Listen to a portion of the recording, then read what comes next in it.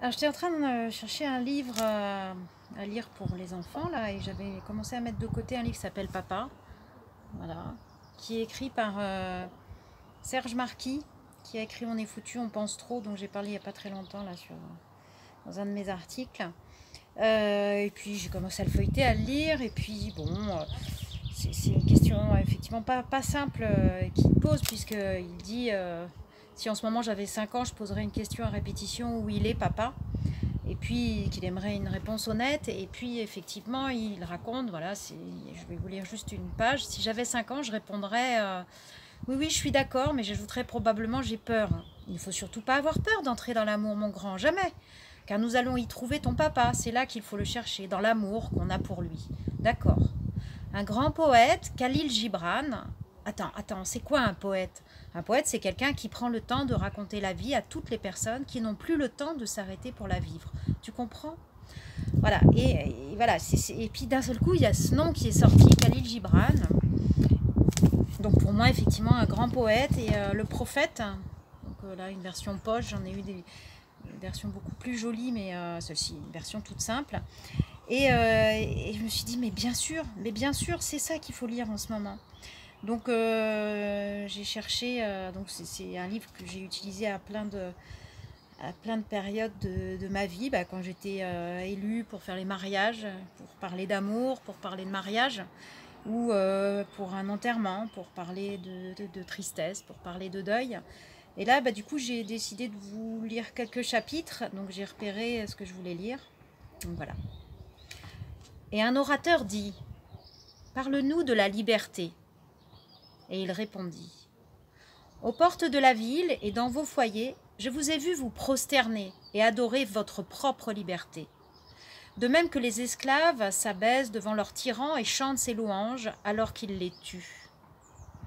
Hélas, dans le bosquet du temple et dans l'ombre de la citadelle, j'ai vu les plus libres d'entre vous porter leur liberté comme un joug et des menottes.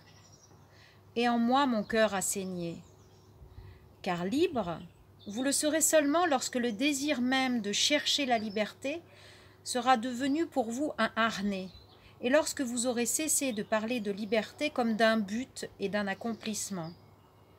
Vous serez vraiment libre, non pas lorsque vos jours seront sans souci et vos nuits sans désir ni peine, mais plutôt lorsque votre vie sera enrobée de toutes ces choses et que vous vous élèverez au-dessus d'elles, nus et sans entrave.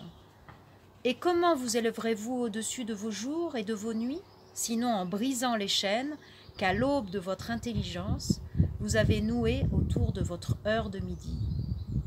En vérité, ce que vous appelez liberté est la plus solide de ces chaînes, même si ses maillons brillent au soleil et vous aveuglent. Et qu'est-ce sinon des fragments de vos propres moi que vous voudriez écarter pour devenir libre ? Si c'est une loi injuste que vous voulez abolir, cette loi a été écrite de votre propre main sur votre propre front. Vous ne pourrez pas l'effacer en brûlant vos livres de loi, ni en lavant les fronts de vos juges, quand bien même vous y déverseriez la mer. Et si c'est un despote que vous voulez détrôner, veillez d'abord à ce que son trône érigé en vous soit détruit. Car comment le tyran pourrait-il dominer l'homme libre et fier si dans sa liberté ne se trouvait une tyrannie et dans sa fierté un déshonneur? Et si c'est une inquiétude que vous voulez d'une inquiétude dont vous voulez vous délivrer, cette inquiétude a été choisie par vous plutôt qu'imposée par vous, à vous. Et si c'est une crainte que vous voulez dissiper, le siège de cette crainte est dans votre cœur et non pas dans la main que vous craignez. En vérité, toutes ces choses se meuvent dans votre être dans une perpétuelle et demi-étreinte. Ce que vous craignez et ce que vous désirez, ce qui vous répugne et ce que vous aimez, ce que vous recherchez et ce que vous voudriez fuir. Ces choses se meuvent en vous comme des lumières et des ombres attachées deux à deux. Et quand une ombre faiblit et disparaît, la lumière qui subsiste devient l'ombre d'une autre lumière. Ainsi en est-il de votre liberté qui, quand elle perd ses chaînes, devient elle-même les chaînes d'une liberté plus grande encore.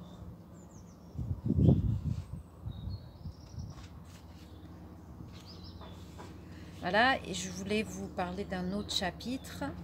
Et une femme prit la parole, disant, « Parle-nous de la douleur. » Et il dit, « C'est d'avoir brisé la coquille où votre entendement est enfermé que vient votre douleur.